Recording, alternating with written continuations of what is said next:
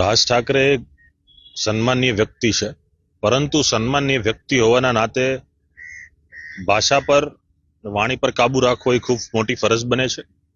અને કોઈ એવી સન્માનીય વ્યક્તિને પરવાનો નથી મળતો કે દેશની અખંડતા માટે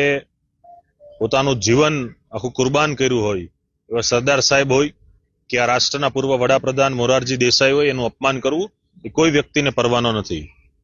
પોતે સભામાં પોતાની રાજનીતિ ચમકાવવા માટે સરદાર સાહેબને કે મોરારજી દેસાઈને ગાળો ભાંડી કે એની પ્રતિમાને લાંછન લાગે એવું કૃત્ય કરીને જે અપમાન કરે છે,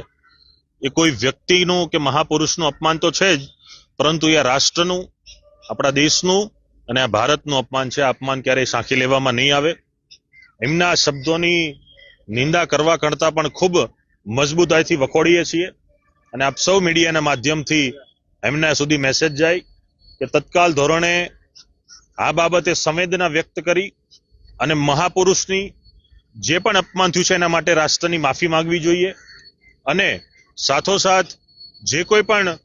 કૃત્ય થયું છે, કૃત્ય ભવિષ્યમાં ન થાય અને આવી રીતે રાજનીતિ ચમકાવવા માટે કોઈ મહાપુરુષનું અપમાન ન થાય એની કાળજી ભવિષ્યમાં રાખે, એની બાંહેધરી